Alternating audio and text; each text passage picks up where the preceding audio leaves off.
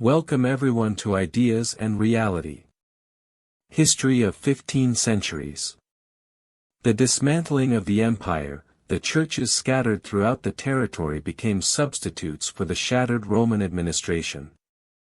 In the general confusion, while the forms of a new era barely emerged through the mists of the temporary, priests became registrars, judges, and mayors. The seeds of the future European aristocracy germinated on the battlefield, in the struggle against the barbarian invader. In every village and parish, community leaders who stood out in the defense effort were rewarded by the people with land, animals, and coins, and by the church with noble titles and the legitimizing anointing of their authority. They became great landowners, and counts, and dukes, and princes, and kings. Agrarian property was never the foundation or origin, but the fruit of their power. Military power. The power of a fierce and proud caste, enriched by the sword and not the plough, reluctant to mingle with others, not dedicated to the cultivation of intelligence, only good for priests and women, nor to the land, the responsibility of serfs and tenants, nor to business, the occupation of bourgeois and Jews. For over a millennium, they ruled Europe by the force of arms, supported by the tripod of ecclesiastical and cultural legitimization, popular obedience translated into labor and taxes, and financial support obtained or extorted from merchants and bankers in times of crisis and war. Their rise culminates and their decline begins with the foundation of absolutist monarchies and the advent of the nation-state. It culminates because these new formations embody the power of the warrior caste in its purest form, self-sourced by direct delegation from God, without the intermediation of the priesthood, reduced to the subordinate condition of forced and recalcitrant accomplice. But it is already the beginning of the decline because the absolute monarch, coming from the aristocracy, stands out from it and has to seek against it, and against the church, the support of the third estate, which thereby becomes an independent political force capable of jointly intimidating the king, the clergy, and the nobility. If the medieval system had lasted for 10 centuries, absolutism did not last more than 3. Even less will the reign of liberal bourgeoisie endure.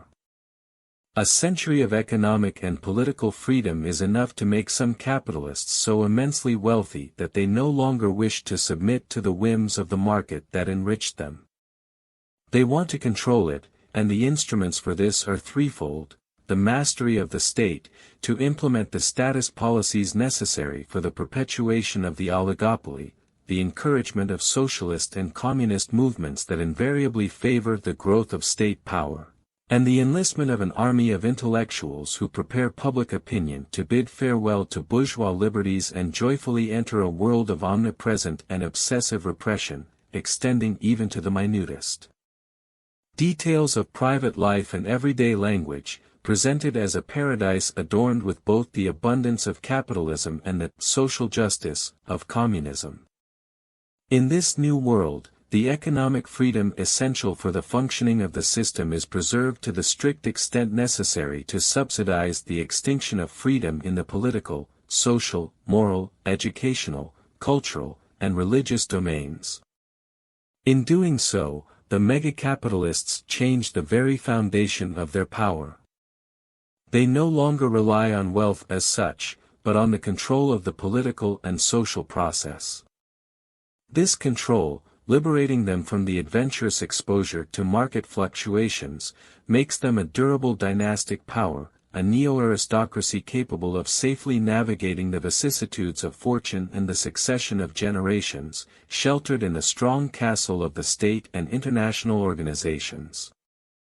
They are no longer mega-capitalists, they are meta-capitalists, the class that transcends capitalism and transforms it into the only socialism that has ever existed or will ever exist, the socialism of the magnates and the social engineers in their service.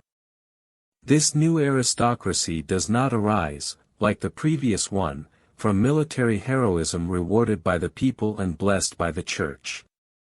It arises from Machiavellian premeditation founded on self-interest, and through a spurious clergy of subsidized intellectuals, it blesses itself. The remaining question is what kind of society this self-invented aristocracy can create, and how long a structure so obviously based on lies can endure. This text was taken from the article History of 15 Centuries, by Olavo de Carvalho, written in 2004.